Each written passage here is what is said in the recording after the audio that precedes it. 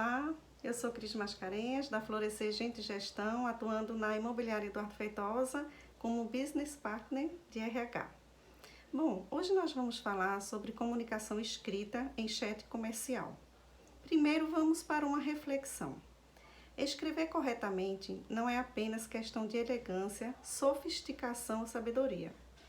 Escrever corretamente trata-se de transmitir exatamente a ideia que se quer passar.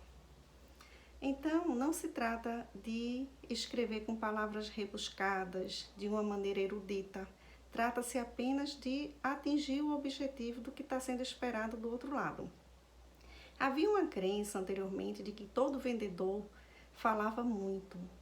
Mas, na realidade, hoje nós sabemos que o vendedor deve escutar muito. Logo, ele deve se manter centrado na fala do cliente para identificar o seu perfil. E só responder exatamente o que ele pergunta, assim como a gente faz quando está fazendo o depoimento na polícia. Escreve só o que é perguntado. Não devemos acrescentar nada mais, se ele não teve essa necessidade. Às vezes, sem querer, até levantamos alguma ideia, alguma situação que queríamos até evitar e na nossa fala o cliente tem um respaldo para fazer alguma pergunta que não era conveniente. Um outro pensador diz o seguinte: a pobreza da linguagem implica negativamente na educação e no caráter. E isso é uma verdade pura, isso é programação neurolinguística. O ambiente externo, a linguagem, tem um efeito no cérebro, as palavras têm um efeito emocional em nosso cérebro. É como se a gente alimentasse uma criança de uma maneira inadequada, sem os nutrientes necessários. Então, ela vai se desenvolver também sem dar aquele resultado que a gente esperava, com um resultado muito aquém do que poderia ser. Mas vamos conversar. Primeiro, vamos falar da comunicação escrita por você, corretor de imóveis. E na sequência falaremos da comunicação do cliente e como a gente pode usar isso em nosso favor para ter um resultado mais eficaz. Já comentamos sobre abreviações no vídeo passado, não devemos abreviar, devemos escrever corridamente, lembramos que estamos num chat comercial, não pessoal.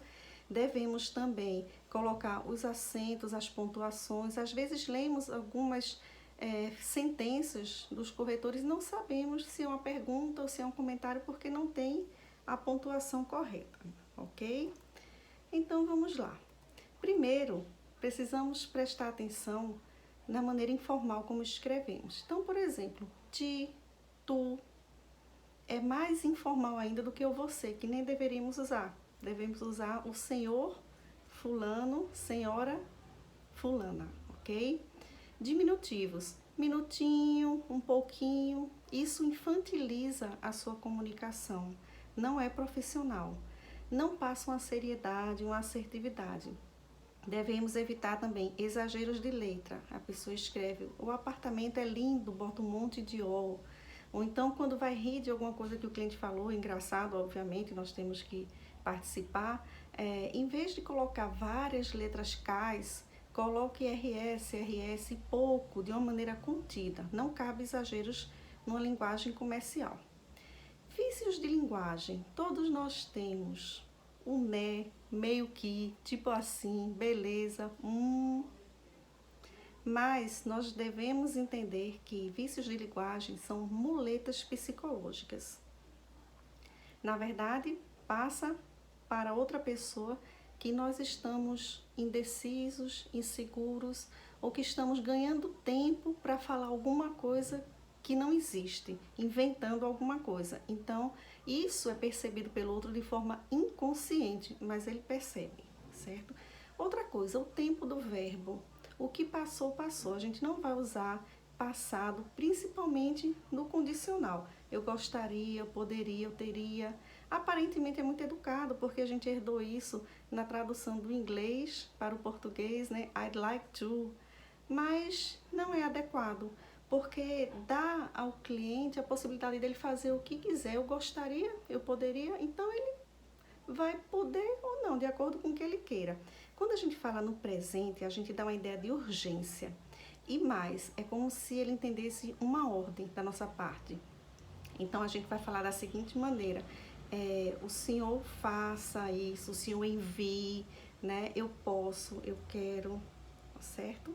E, por último, o gerúndio, tão utilizado, né, pelo telemarketing, já está em desuso, ainda bem, porque isso aí foi uma herança do telemarketing americano. Na tradução, fizeram dessa maneira, mas inclusive é um português errado, não devemos utilizar. Bom, vamos usar um pouquinho de programação neurolinguística. O que é isso? Ela diz que a linguagem tem um impacto no nosso cérebro. Assim como o nosso cérebro tem um impacto na nossa linguagem. Nós estamos falando de ciclo vicioso, se você é uma pessoa negativa, ou ciclo virtuoso, se você é uma pessoa positiva. Se usar muitas palavras negativas, seu cérebro também vai começar a enxergar as coisas pelo lado ruim e vice-versa, se usar palavras positivas. Bom, temos 10 auxiliares linguísticos que devemos mudar, trocar, falar de uma outra maneira, porque eles têm aquela carga emocional no cérebro da pessoa. A primeira palavra é não.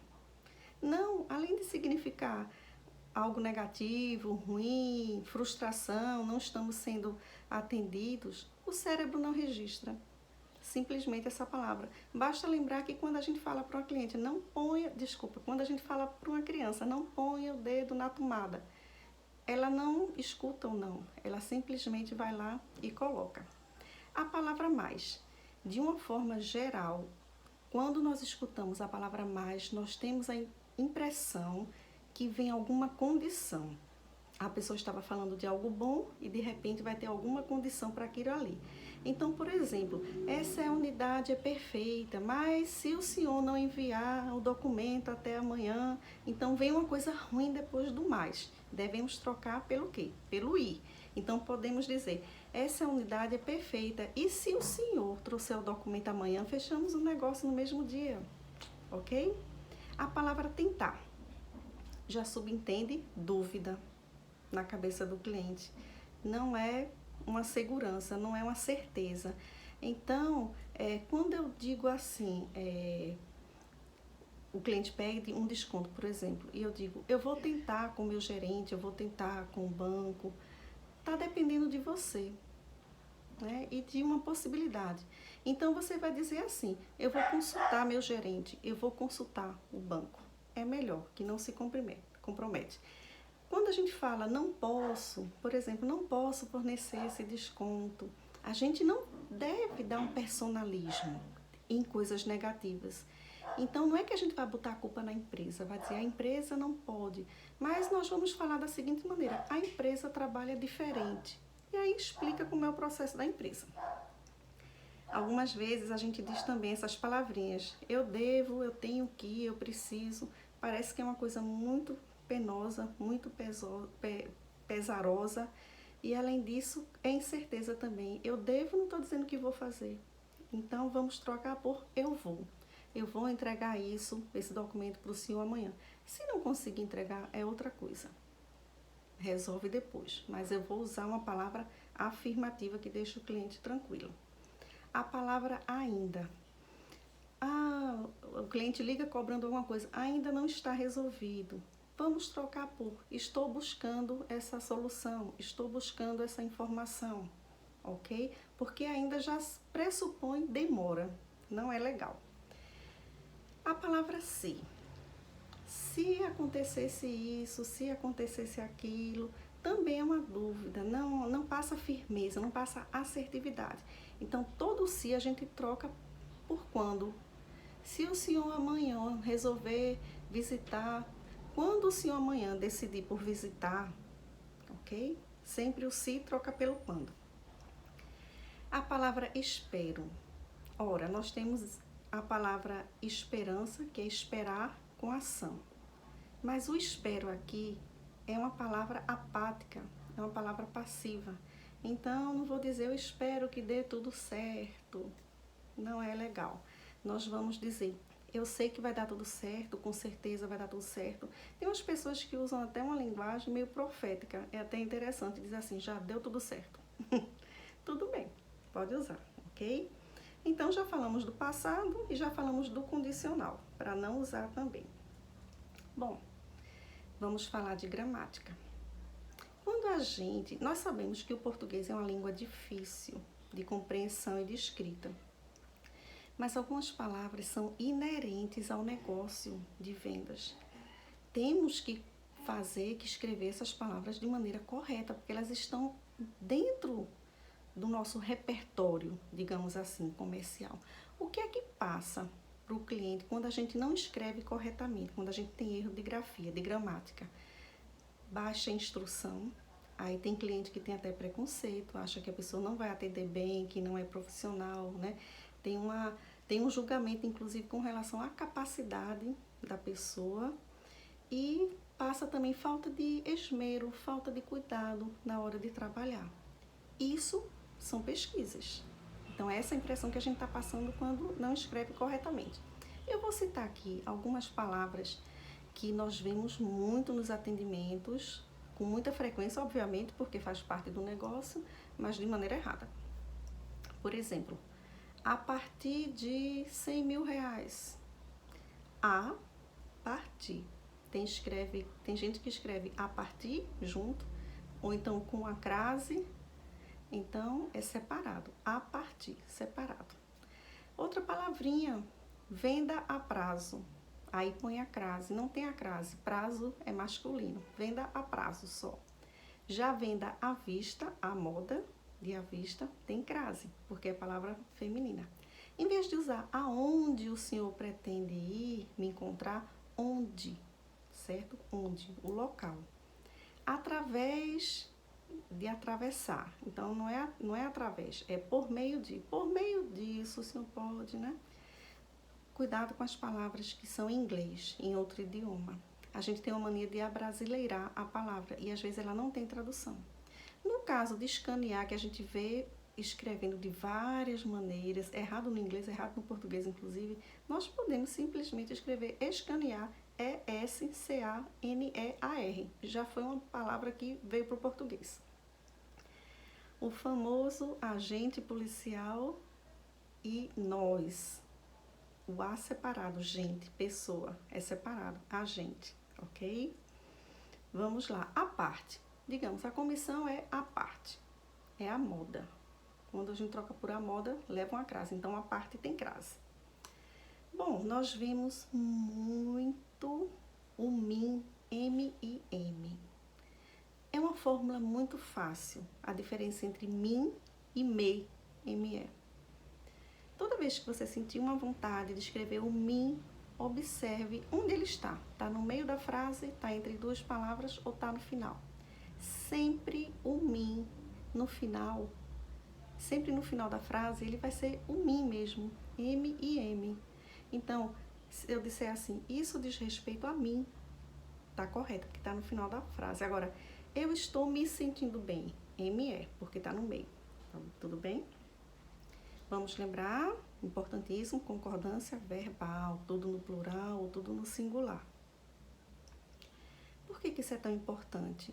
Dentro da comunicação, as palavras são apenas 7% da comunicação. 38% é pela voz, que a gente atinge outra pessoa, impressiona, digamos assim, outra pessoa. 55% é fisiologia, meus gestos, meu olhar, meu corpo. Ora, se você está só teclando, você só tem 7% de chance de falar bem com esse cliente. Então, você tem que aproveitar, não pode desperdiçar essa oportunidade, tudo bem? Mas vamos para a parte do cliente. Tem como a gente identificar qual o canal de comunicação do cliente e quais são eles? Bom, tem 3 canais de comunicação. Tem um canal de comunicação visual, que não é que as pessoas não tenham os 3, a pessoa se comunica por todos os canais de comunicação. Visual, auditivo, sinestésico, que é tato, olfato, paladar, ok? Mas tem um que predomina. As pessoas onde predomina o canal visual, vai aparecer na escrita delas, quando elas teclarem, as seguintes palavras.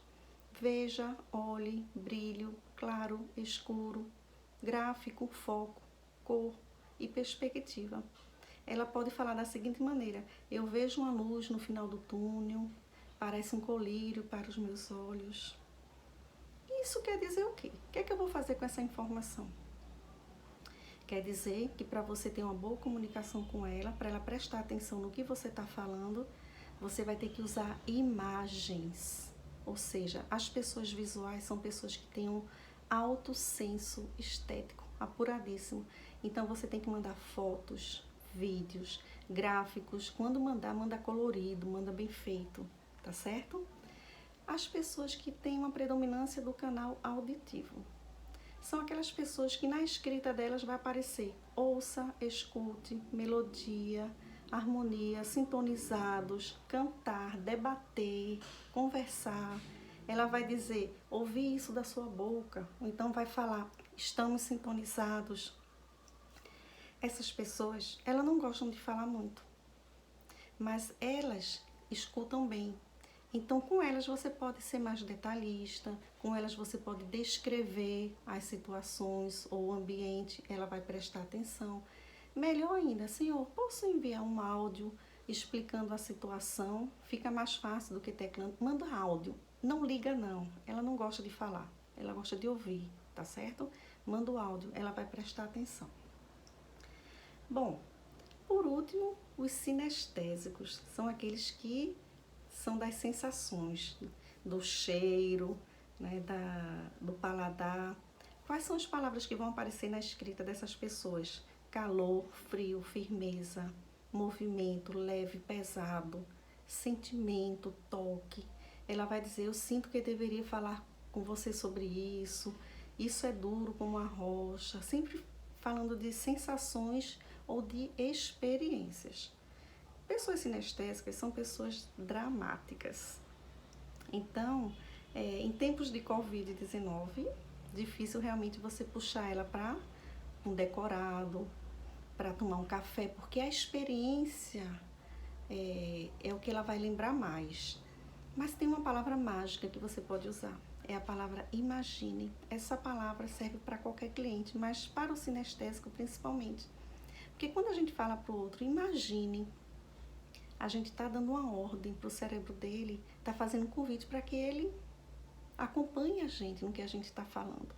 Então, se você disser, imagine o senhor dentro de um condomínio fechado, com toda a segurança, sua família poder... Então, ele vai ficar imaginando e sentindo aquelas sensações.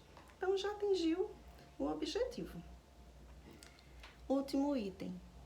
Será que podemos fazer rapport no chat comercial? Primeiro, o que é rapport? Todos os treinamentos de vendas têm rapport. Vou falar de uma maneira bem simplória aqui. Rapport é quando nos conectamos com o outro, mas essa sintonia é provocada por nós mesmos, através de uma imitação de um movimento da pessoa. Por exemplo, a pessoa cruza a perna, eu cruzo também, discretamente. Ou através da fala, da própria fala. O que é que o cérebro entende quando a gente faz rapport e quando a pessoa, né, entra naquele clima? Ele diz, opa, essa pessoa é da minha tribo, ela é igual a mim. Então a pessoa desarma, fica à vontade, se sente como se tivessem amigos. Então é mais fácil para a negociação, né? Será que dá para fazer isso pelo chat? Claro que dá. Como é que a gente vai fazer? A gente tem duas opções.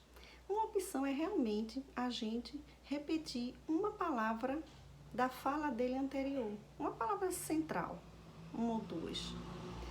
E outra maneira é a gente repetir a ideia dele. Então, por exemplo, o cliente pode dizer, eu quero um apartamento de frente para o mar. Você pode dizer, compreenda, apartamentos de frente para o mar realmente são muito agradáveis. Então, você repetir as palavras. Mas você pode também dizer o seguinte, sim, eles são os melhores, os mais ventilados, o senhor tem bom gosto. Então, o que é que ele sente com isso? Que você está acompanhando a conversa, está prestando atenção ao que ele está falando, ao que ele quer, que você considera aquilo ali, que você valoriza, ok? E isso quer dizer o quê? Que você está iniciando com o cliente um relacionamento, que é tudo o que a gente quer quando a gente está no chat comercial. Naquele momento, não é vender imediatamente, é iniciar um relacionamento. E com isso tudo você já conseguiu, ok? Então, Nos encontramos no vídeo 4.6, o próximo, onde nós vamos conversar sobre postura e comportamento na internet. Espero vocês e boas conversas!